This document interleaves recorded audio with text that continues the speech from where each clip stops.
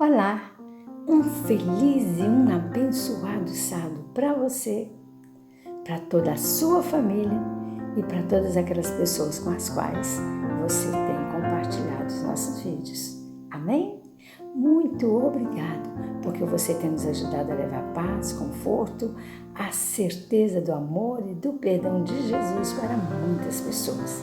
E eu desejo de coração que este sábado seja um sábado de refrigério espiritual na doce companhia de Jesus. Amém? Estamos chegando no mês de maio, um mês muito bonito, em que muitas comemorações são feitas. Entre essas comemorações se comemora também o Dia das Mães.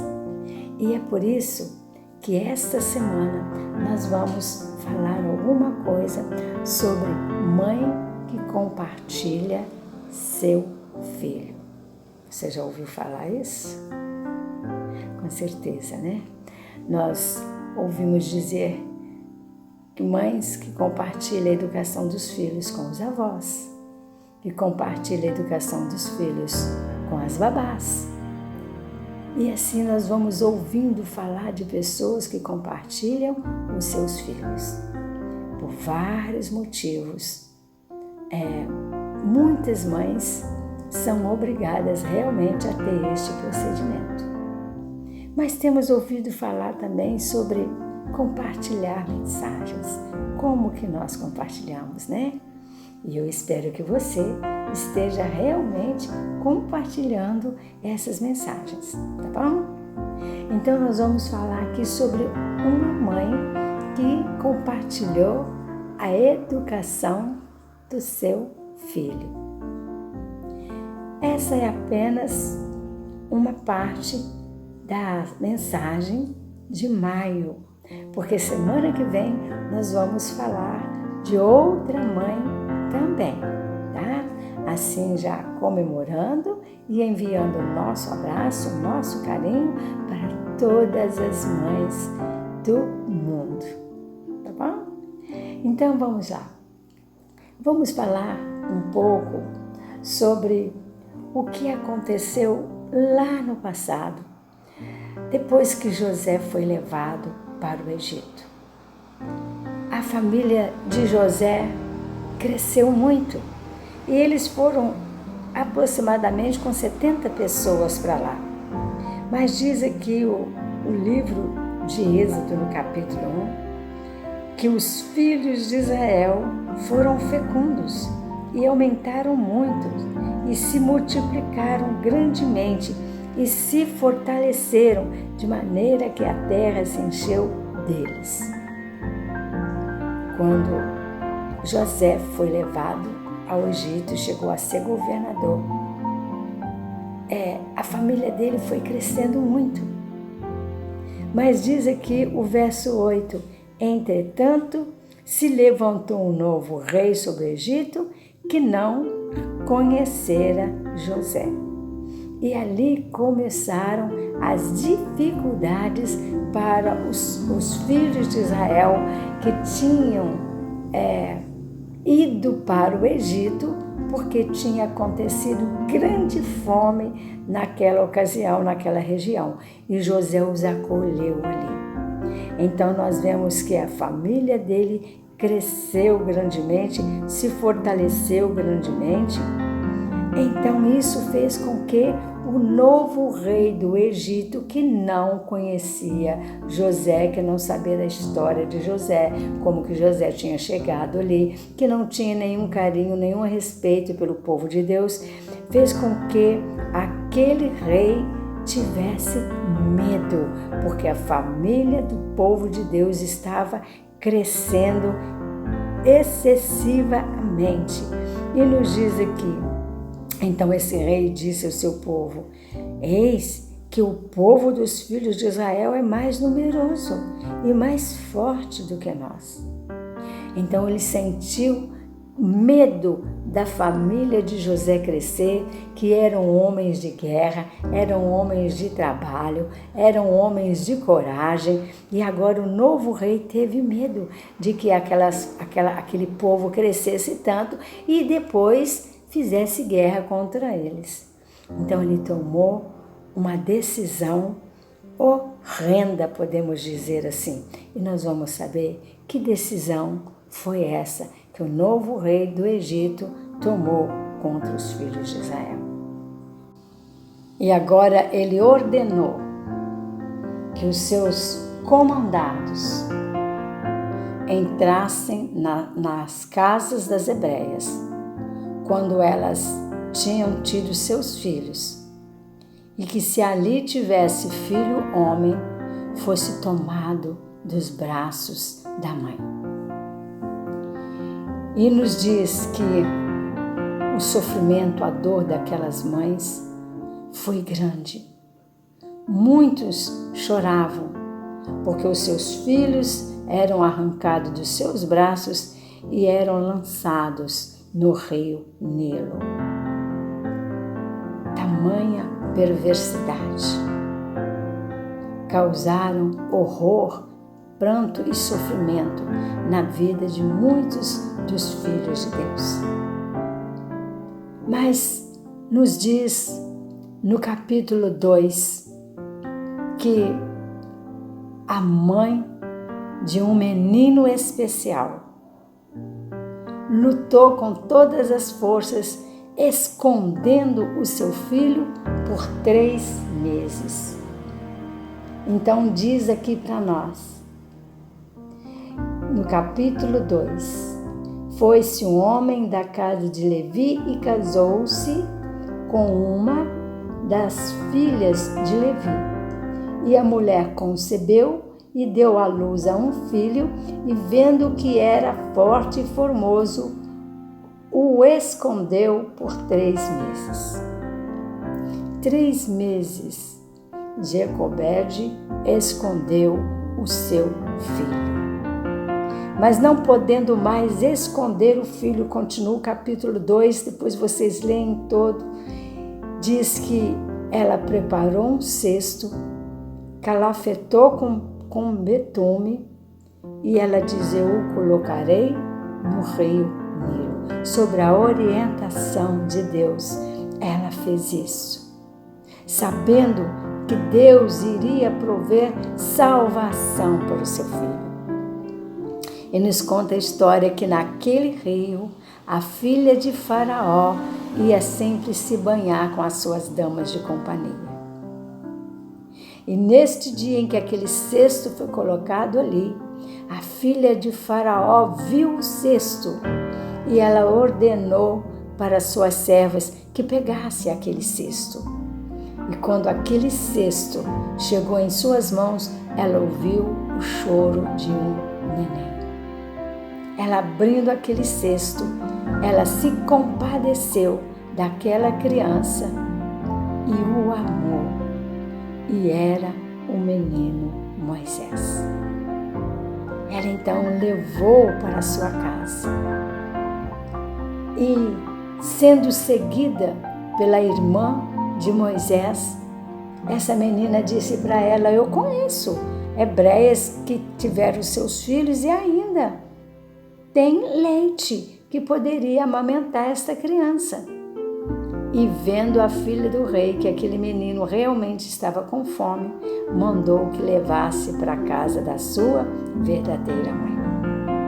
E nos relata a história que no verso 10 aí do capítulo 2 de Êxodo, sendo o menino já grande, ela o trouxe à filha de Faraó, da qual passou ele a ser filho, para lhe chamar Moisés, porque das águas foi tirado.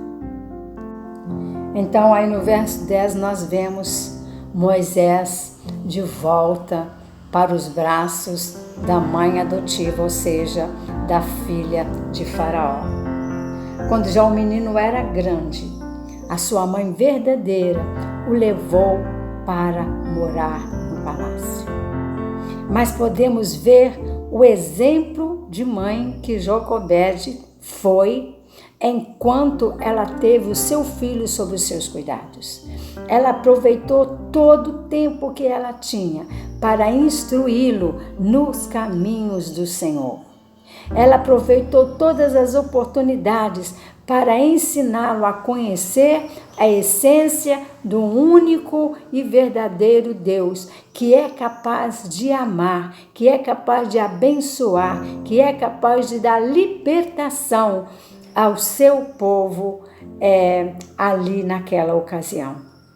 E agora, a sua mãe legítima, a sua mãe de sangue, leva de volta o seu filho para os braços da mãe adotiva, mas com a certeza do dever cumprido. Educação compartilhada foi a educação de Moisés. E continua nos ensinando na palavra de Deus, que educado ali agora com os costumes egípcios, Moisés cresceu levando na sua mente toda a educação que foi implantada na sua casa pela sua mãe legítima. E ele não esquecera do amor, do cuidado, da misericórdia, da graça e do poder de um Deus que é capaz de salvar, de abençoar e de libertar. Moisés cresceu ali naquele lar, mas ele já tinha dentro do seu coração implantado o amor pelo seu povo. Ele via o sofrimento do seu povo, ele sabia que ele não era filho legítimo da filha de Faraó. Ele sabia que ele tinha uma família que temia a Deus, que honrava a Deus, que glorificava a Deus, e isso só foi possível porque ele teve uma mãe que dedicou tempo, dedicou serviço, dedicou amor, dedicou carinho para implantar na mente e no coração de Moisés a essência do amor em família, a essência do perdão, a essência da graça, da misericórdia e do poder de Deus. Moisés ali agora cresceu mais e mais e ele foi preparado para as grandes batalhas. Porém, Deus tinha para ele uma batalha maior, uma batalha especial, que seria a libertação do seu povo do jugo egípcio. E Moisés faria isso com a sabedoria divina implantada no seu coração pela sua mãe. Vejamos mais para frente. Muitas coisas aconteceram na vida de Moisés. E Moisés agora saiu dali do palácio, já adulto, já educado para grandes batalhas, e ele foi para uma outra região. E no capítulo 3, você lendo, você vai conhecer sobre o encontro de Moisés com uma nova família e sobre o encontro de Moisés na sarça ardente com o verdadeiro Deus que daria para ele uma missão. E a missão seria ele voltar para libertar o seu povo da escravidão do Egito. E no capítulo 4 vem trazendo para nós sobre a conversa de Deus com Moisés, sobre o chamado de Deus para Moisés para libertar o seu povo. Mas Moisés se achava simples demais, Moisés se achava humilde demais, Moisés se achava difícil de língua e ele argumentava com Deus: mande outro, Senhor, mas tem que ser eu, mande outro, eu sou pesado de língua. Mas o trabalho era para Moisés. Moisés, lá nos braços da sua mãe, já tinha sido ensinado sobre o poder, a misericórdia de Deus, e Moisés agora aceitou o desafio de voltar para o Egito para libertar o seu povo da escravidão. Mas depois de questionar com Deus, Deus disse para Moisés, no verso 14 aí do capítulo 4, Deus disse o seguinte, disse Deus a Moisés, não é Arão, o levita, o teu irmão?